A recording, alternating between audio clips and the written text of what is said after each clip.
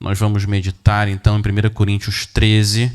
Eu queria chamar o Raul. O Raul é o nosso leitor oficial da Palavra de Deus. Ele vai ler o texto aqui para a gente. Vamos acompanhar a leitura de todo o capítulo? Eu não vou passar por todo o capítulo hoje, mas vamos acompanhar a leitura 1 Coríntios 13. Logo em seguida eu vou orar mais uma vez e vamos entrar na Palavra de Deus. Obrigado, Raul.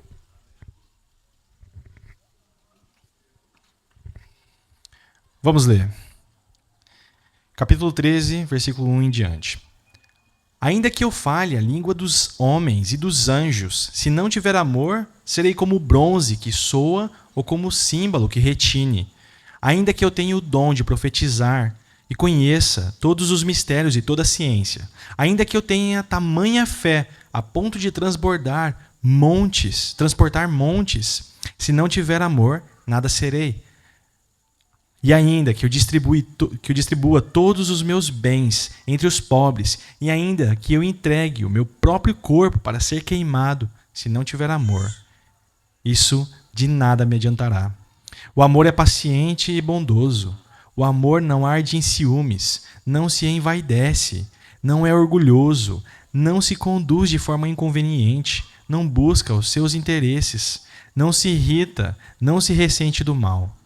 O amor não se alegra com a injustiça, mas se alegra com a verdade. O amor tudo sofre, tudo crê, tudo espera, tudo suporta. O amor jamais acaba. Havendo profecias, desaparecerão. Havendo línguas, cessarão. Havendo ciência, passará. Pois o nosso conhecimento é incompleto e a nossa profecia é incompleta. Mas, quando vier o que é completo, então o que é incompleto será aniquilado. Quando eu era menino, falava como menino, sentia como menino, pensava como menino. Quando cheguei a ser homem, desisti das coisas próprias de menino. Porque agora vemos como num espelho, de forma obscura, depois veremos face a face. Agora meu conhecimento é incompleto, depois conhecerei como também sou conhecido. Agora, pois, permanecem a fé, a esperança e o amor. Estes três. Porém, o maior deles é o amor. Amém. Muito obrigado, Raul. Vamos orar mais uma vez. Senhor, nós estamos diante da Tua palavra, poderosa, gloriosa, infalível, suficiente. Nós queremos pedir que o Senhor nos mostre o que é o amor, segundo a Tua palavra. Nós amamos o Senhor, mas porque o Senhor nos amou primeiro e manifestou esse amor através do Senhor Jesus Cristo, o Rei que se humilha e morre por pecadores numa cruz. Senhor, aumenta o nosso amor pelo Senhor e uns pelos outros. Usa a Tua palavra, em nome de Jesus. Amém.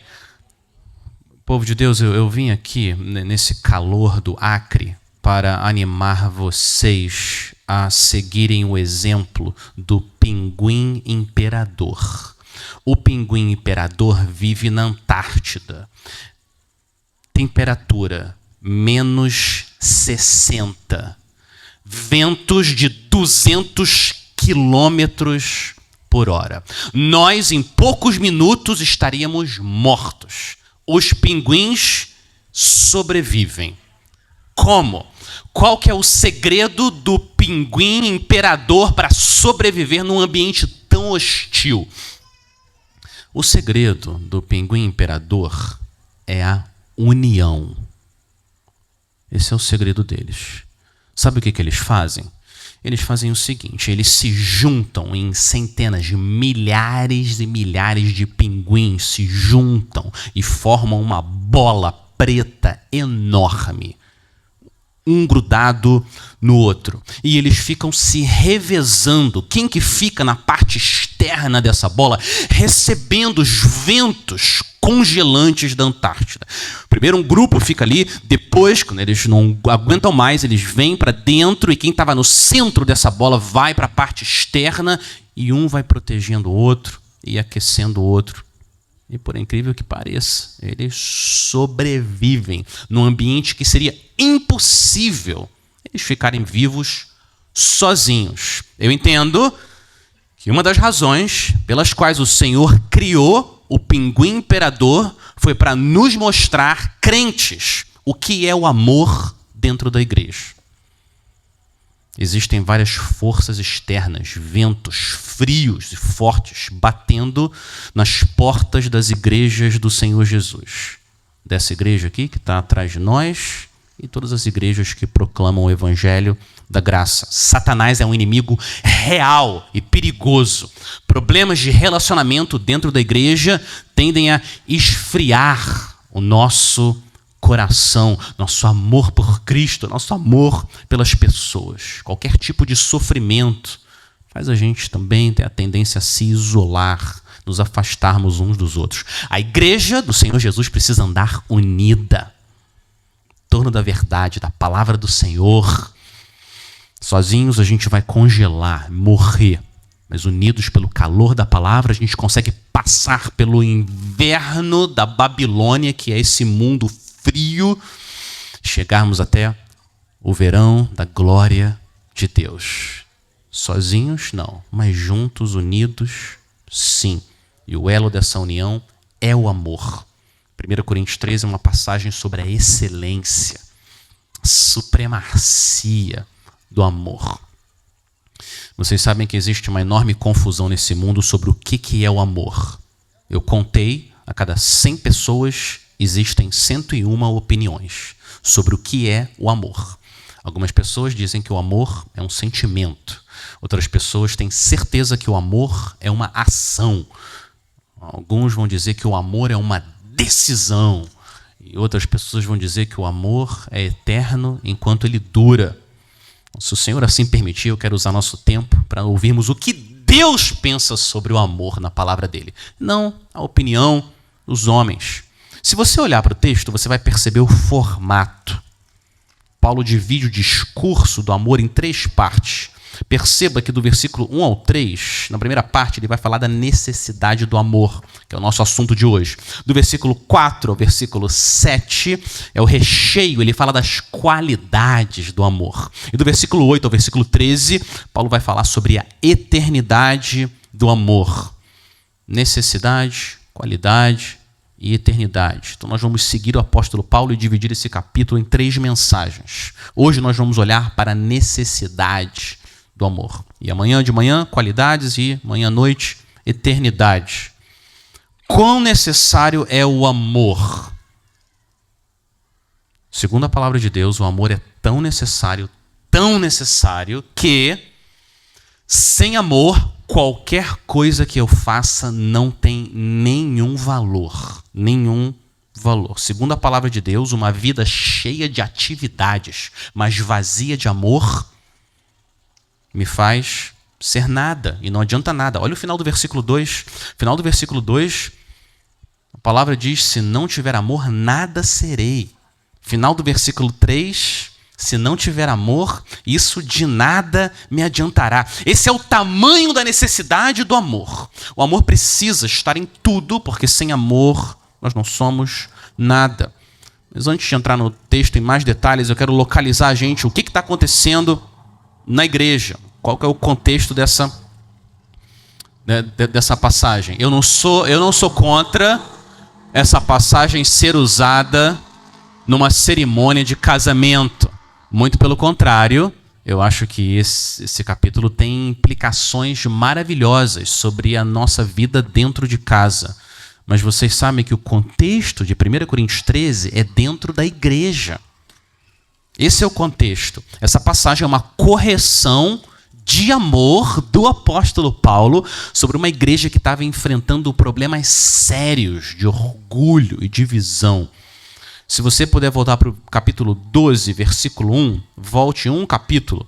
A discussão que se dá aqui, nessa passagem, é sobre os dons espirituais e como usá-los. Capítulo 12, versículo 1, o apóstolo Paulo fala, irmãos, não quero que vocês estejam desinformados a respeito dos dons espirituais. E ele vai até o capítulo 14 tratando do mesmo assunto, mas no meio da exposição dele sobre os dons espirituais, entre o capítulo 12 e o capítulo 14, Paulo insere o que parece ser um desvio do assunto principal, mas não é. Paulo não quer mudar o assunto. O que Paulo quer fazer é mudar a mente das pessoas sobre o uso dos dons. Paulo nos lembra que ter dons e não ter amor é um enorme risco para a igreja do Senhor. É como colocar uma faca na mão de uma criança, é perigoso. Quero dizer para vocês que se você coloca uma faca na mão de uma acriana abençoada, boa cozinheira, isso vai ser uma bênção enorme. Claro, ela pode preparar um tacacá, ou uma baixaria, ou um bolinho de pirarucu, ou uma costela de tambaqui na brasa, o creme de cupuaçu. Que bênção! Uma faca na mão de uma cozinheira acriana. Sim, uma bênção. Agora, a mesma faca na mão de uma criança é um risco, é perigoso. Ela vai acabar machucando alguém. Assim são os dons nas mãos de quem não tem amor. E cada um de vocês aqui que está me ouvindo essa noite, que é crente, que está unido à fé pelo Senhor Jesus, que confessou seus pecados e crê que só Cristo pode pagar pelos seus pecados na cruz, nada que você faça pode reconciliar você com Deus. Você, crente, você tem dons. Todo cristão tem dons. Continuem usando os seus dons. Desenvolva o seu dom. Não enterre o seu dom, não coloque ele embaixo da terra. Use para a glória de Deus. Não negue os dons que o Espírito deu para você. Se você canta, cante para a glória de Deus. Se você ensina, ensine para a glória de Deus. Se você serve, administra, lidera, aconselha, faça tudo na força que Deus supre e para a glória de Deus. Deus não é contra os dons, porque os dons são dons de Deus. É Ele que dá os dons. O que Deus é contra é o uso egocêntrico dos dons em vez do uso outrocêntrico dos dons. Isso que Deus é contra. Não faz sentido a gente se gloriar em algo que a gente recebeu do Senhor. Os dons. Vocês me permitem eu resumir toda a minha teologia em 2 frases? Eu diria o seguinte: tudo que eu faço de mal, a culpa é minha, fui eu. E tudo que eu faço de bom foi Deus em mim. Esse é um resumo da minha teologia. Eu aprendi com um professor meu abençoado. Eu acho que é um resumo maravilhosamente bíblico. Tudo que a gente faz de bom vem do Senhor, presente dele usando pecadores. Volta um pouco mais, você pode ir para o capítulo 4, 1 Coríntios 4.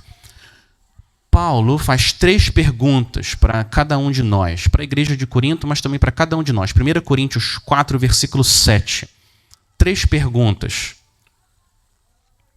que nos ajudam a andarmos de forma humilde com o nosso Deus. 1 Coríntios 4, versículo 7. Pois quem é que faz com que você se sobressaia? E o que é que você tem que você não tenha recebido?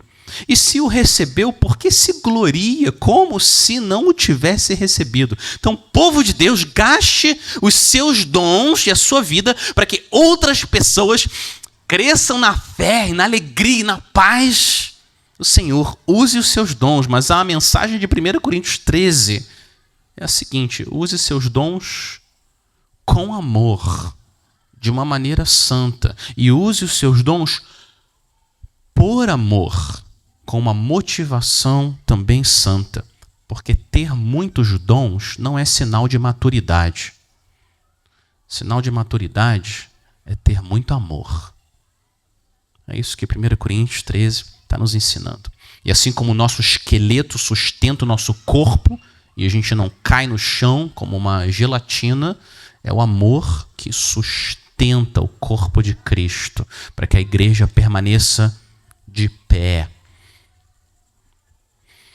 Eu sei que existe amor nessa igreja que está aqui atrás e na Vila Ivonete, muitas igrejas aqui representadas. Eu ouço as histórias de amor. Eu ouço. Eu quero animar vocês a criar mais histórias de amor. Cresçam, continuem crescendo no amor pelas pessoas. Uma igreja bíblica, uma igreja saudável, uma igreja missionária, uma igreja fiel, é uma igreja cheia de amor. É isso que a palavra do Senhor nos ensina. Então vamos aos nossos 3 versículos dessa noite sobre a necessidade do amor. Paulo passa pelos dons que estavam causando divisão na igreja. Primeiro, línguas. Versículo 1. Ainda que eu fale as línguas dos homens e dos anjos, se não tiver amor, serei como bronze que soa ou como símbolo que retine. Paulo está usando uma ilustração sonora aqui. Bronze é aquele gongo barulhento, aquele círculo de metal enorme que batiam com um martelo.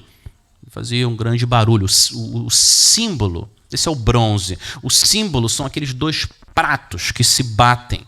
Então, o que Paulo está dizendo é que usar dons de línguas, suas palavras, sem amor, é fazer um barulho que machuca não só os ouvidos, mas também o coração das pessoas. É como fazer aquele som estridente. Sabe quando a pessoa pega a unha e passa pela lousa? Vai... É isso que é usar as nossas palavras, se elas não forem usadas com amor, como bronze que soa, ou símbolo que retine. E se você fala português, inglês, espanhol e francês, e ainda que você fale as línguas mais exaltadas, como as línguas dos anjos, se você não tiver amor, quando você abrir a boca, em vez de sair o som da graça de Deus, vai sair um barulho do pecado da carne. Em vez de eu edificar meus irmãos, minhas palavras vão derrubar meus irmãos. Todos nós aqui já fomos afetados pelas palavras. Em vez de eu ser um incentivo para o meu irmão continuar correndo a corrida da fé, as minhas palavras, se não forem com amor, elas vão ser como um obstáculo que vai atrapalhar, dificultar a caminhada da fé do meu irmão, da minha irmã. Mas eu quero dizer para vocês que quando você fala com amor, sai da sua boca um hálito celestial. É como que um sabor de menta santa. E suas palavras refrescam o coração. Dá vontade de continuar perto daquela pessoa que fala com amor e ficar ouvindo o sotaque do amor, que é o sotaque da Nova Jerusalém.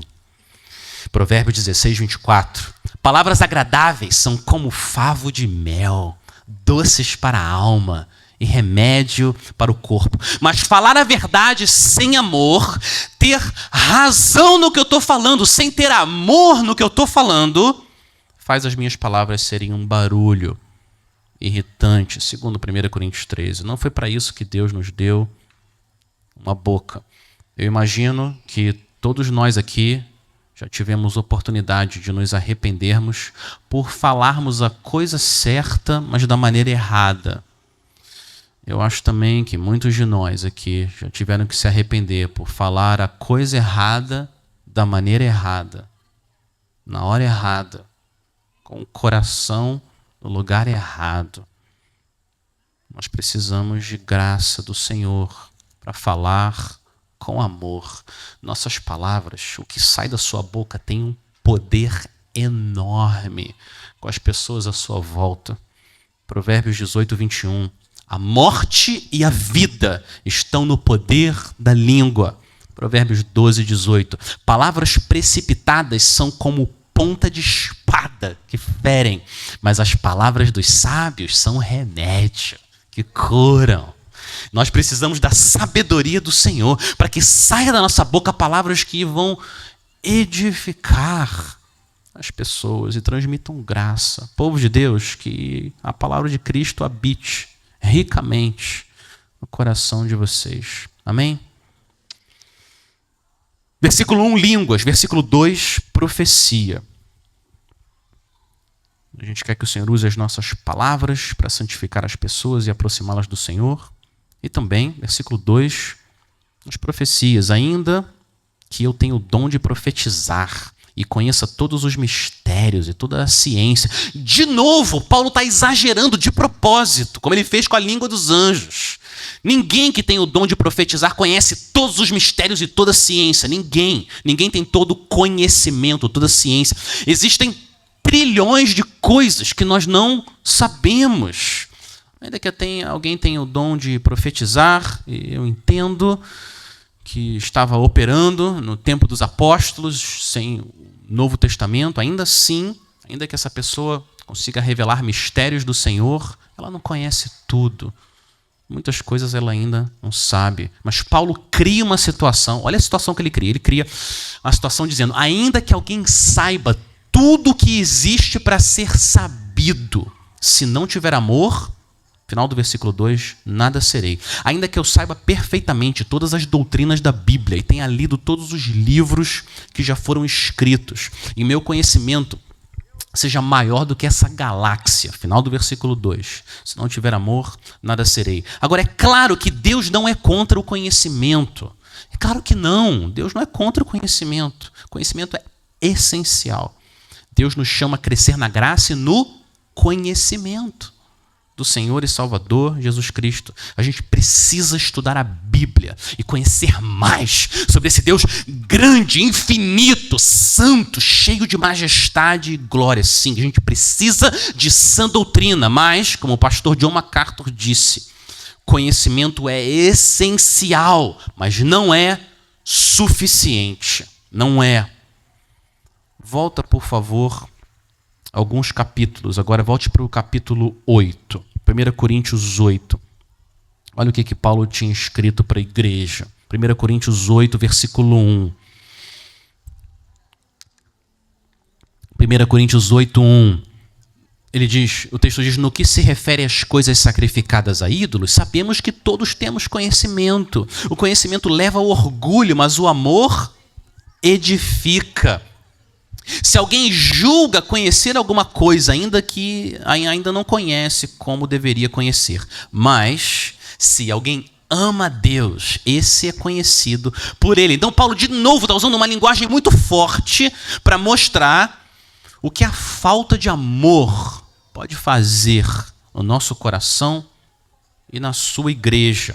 Quando Paulo fala que o conhecimento leva ao orgulho, ele está mostrando o perigo de querer ter conhecimento pelas razões erradas, com a motivação errada. Se a minha motivação em ter mais conhecimento é me elevar acima das pessoas, esse tipo de busca de conhecimento leva ao orgulho. Converse com alguém que sabe muito, mas ama pouco. Quem quer ficar perto dessa pessoa? Nenhum de nós. Ninguém. E vocês que amam estudar, esse é um bom alerta para todos nós. É um perigo real. O conhecimento, sim, tem o seu perigo real, mas a saída não é ignorância. A saída não é fechar a Bíblia e não estudar mais a palavra de Deus. Porque se o conhecimento sem amor é um problema, amor sem conhecimento é um problema enorme também. Porque se nós não conhecemos a Deus e o Filho dele e a palavra dele, o que nós vamos oferecer em amor para as pessoas? Deus é a fonte de amor, a palavra dele é a fonte de amor. Sem conhecimento a gente também não consegue amar. Então, Paulo não é contra o conhecimento, mas o chamado do Senhor é para que nós cresçamos no conhecimento usando os dons com amor. A solução é conhecimento com amor. Usar de forma outroscêntrica e não egocêntrica. A gente precisa desesperadamente de um dom chamado o dom do autoesquecimento. Esse é um dom bendito. Senhor, derrama o dom do autoesquecimento na nossa vida. Essa liberdade bendita de parar, de ficar o tempo todo pensando em mim e o que as pessoas estão pensando de mim. Conhecimento é essencial, mas ele não é suficiente. Mas com a ajuda do Senhor, a gente pode sim ter conhecimento e dons e usá-los com amor. Essa é a necessidade do amor. Muito bem, primeiro, qual foi o primeiro dom que a gente viu no versículo 1? Me digam. Línguas. Segundo, Profecia, que a gente está aplicando aqui na maneira como a gente conhece. Terceiro dom, continuação do versículo 2, é a fé.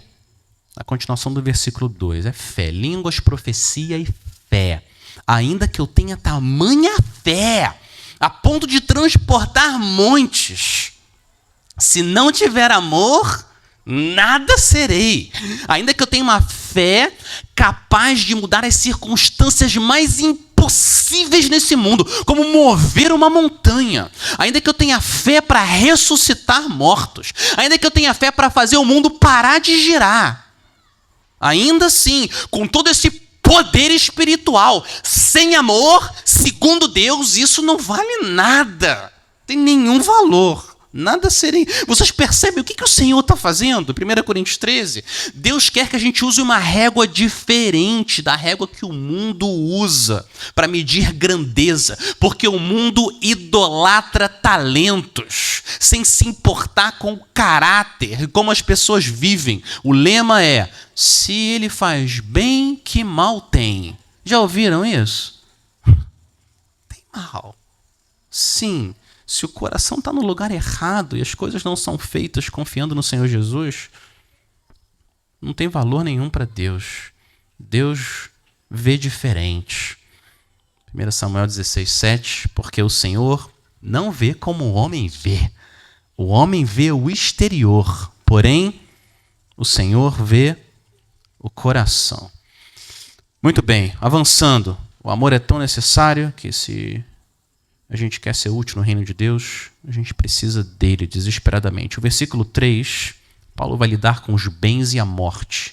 É um versículo ainda mais extremo do que o versículo 1 e 2. E ainda que eu distribua todos os meus bens entre os pobres, e ainda que entregue o meu próprio corpo para ser queimado, se não tiver amor, isso de nada me adiantará. Ainda que você dê tudo, a sua moto, o seu celular, tudo que você tem, todo o seu dinheiro, você fique sem nada e você não pare aí. Ainda que você entregue a sua própria vida, mas não de qualquer forma. Ainda que você aceite ir para uma fogueira para ser queimado e morrer. Se não for por amor a Deus e as pessoas, o que o final do versículo 3 diz? Isso de nada me adiantará. Esse versículo é prova que o amor cristão inclui a nossa motivação. Inclui o que você está sentindo no seu coração, inclui as suas afeições espirituais. O amor cristão não são simples atos de obediência externa, nem servir na igreja. Para Deus, o coração importa, a motivação, o que eu estou experimentando nas minhas mais simples ações. A gente não pode limitar o amor a atos exteriores. Posso dar um exemplo? Eu vou dar um exemplo para vocês. Eu vou usar um voluntário, tá bom? Pastor Edson. Pronto, obrigado por ser um voluntário, Pastor Edson. Imagina que você, no final do culto, chega para o Pastor Edson e fala: ô pastor, eu preciso de uma carona hoje, você pode me levar depois do culto agora, você pode me levar para casa? Imagine que Pastor Edson ouça você falando isso e ele reage assim: de novo? Você pede pra mim de novo? Tá bom, vai, entra no carro. E você entra no carro, ele vai dirigindo, emburrado, não fala uma palavra com você, não olha na sua cara, mas vai dirigindo, chega na sua casa, ele abre a porta, tchau, vai embora, tá na sua casa, tá feliz, tá bom, vai. Imagina que Pastor Edson responde assim. Ele deu carona para você, você pediu carona, ele deu a carona, entregou você para sua casa. Sinceramente, você acha que isso é amor? Ninguém vai dizer que isso foi amor. Ele fez o que você pediu, deu carona, mas ninguém vai dizer que isso foi amor. Agora, eu quero deixar claro, Pastor Edson nunca faria isso, nunca. Então vamos voltar ao filme. Terminou o culto. Pastor Edson, você pode me dar uma carona essa noite? E você está terminando de falar, Pastor Edson já ficou feliz. Claro, meu irmão, vai ser um prazer. Tem um lugar no carro. Vem aqui, vamos junto. E você entra no carro. Pastor Edson, vamos colocar o bônus aqui, Gabi também. Pronto. Então lá, amando você, fazendo perguntas sobre sua vida, seus planos, orando por você, amando você, felizes da vida, com o privilégio de pegar uma pessoa, um ser humano, um discípulo do Senhor Jesus, dando carona e estaciona e ora por você e o Senhor te abençoe, feliz da vida, o privilégio de amar essa pessoa. Muito bem. A ação externa foi a mesma, carona, levar de um ponto para o outro.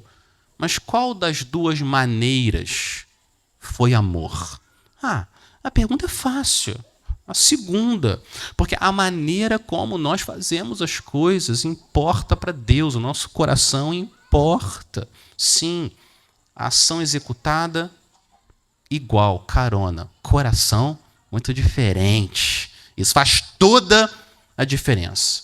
Então é verdade que o amor é mais do que um sentimento, mas eu quero dizer para vocês, mas não é menos do que um sentimento. Envolve também as nossas afeições espirituais, o que o nosso coração está experimentando.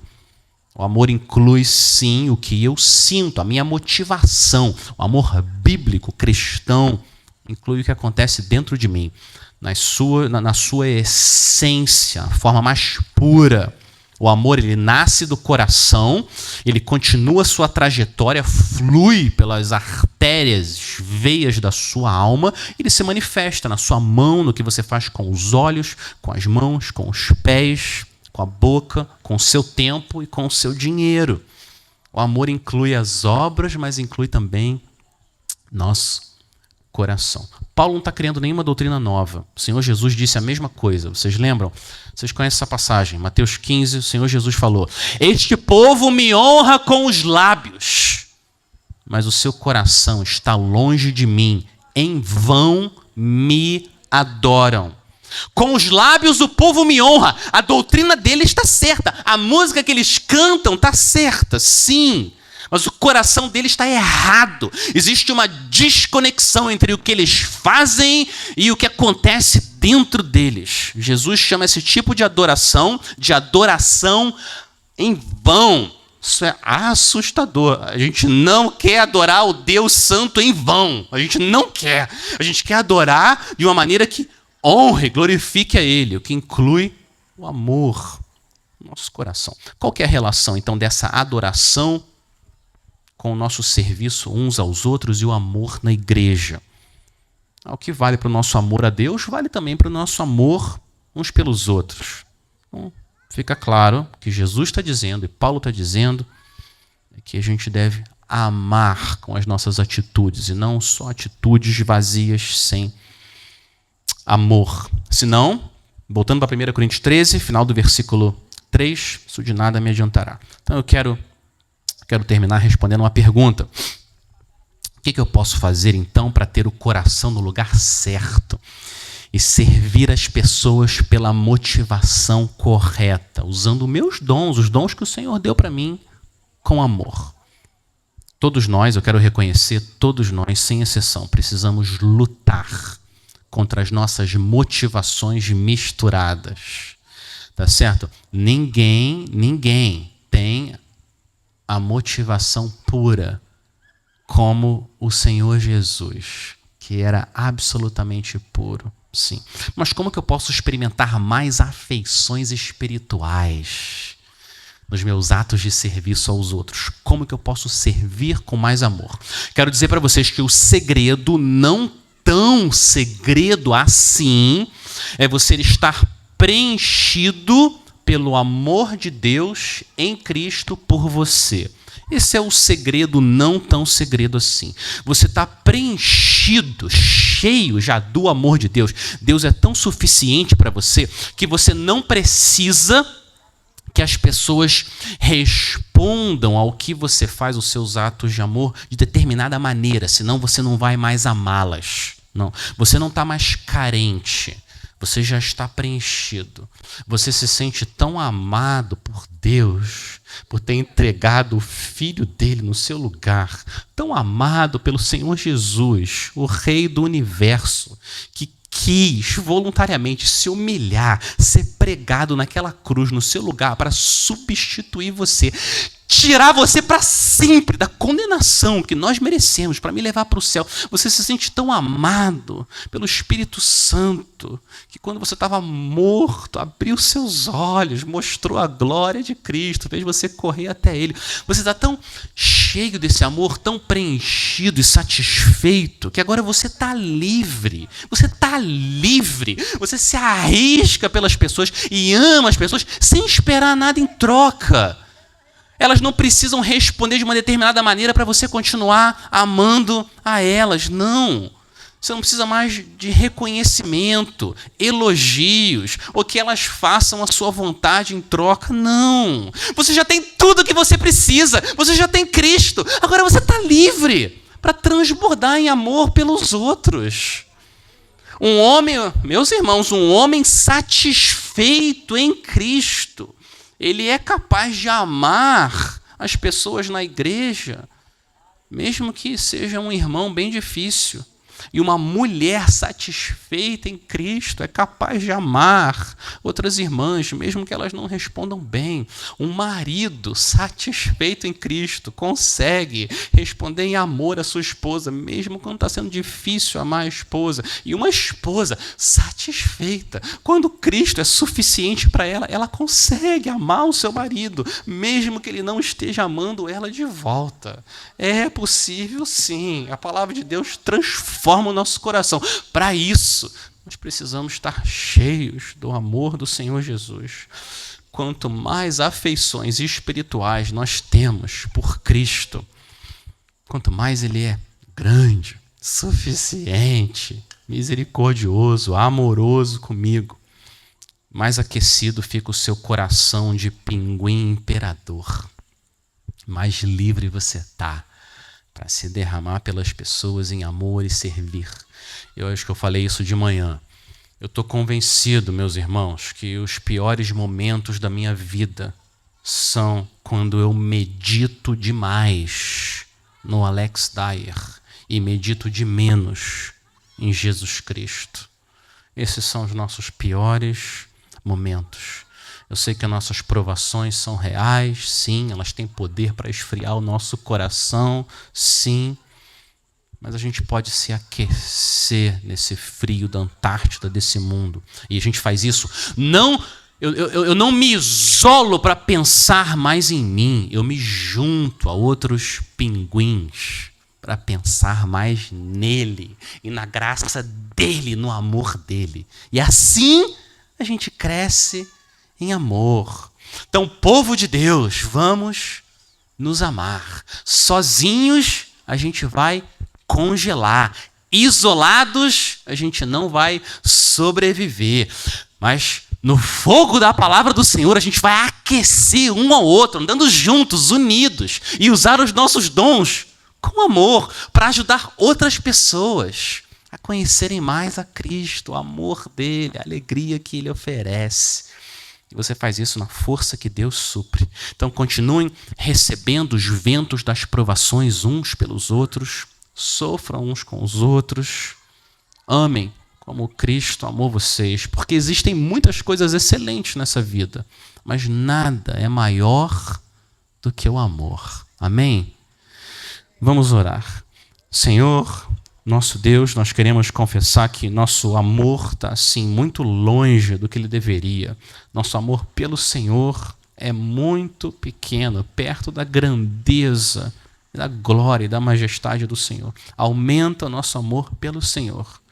Nos enche, nos satisfaz com o teu amor manifesto na cruz do Calvário. E, Senhor, nos ajuda também a amarmos uns aos outros. Nós pedimos pelo dom do autoesquecimento para que a gente possa se gastar em serviço e amor às pessoas à nossa volta. Faz esse milagre, Senhor, no nosso coração. Em nome de Jesus. Amém.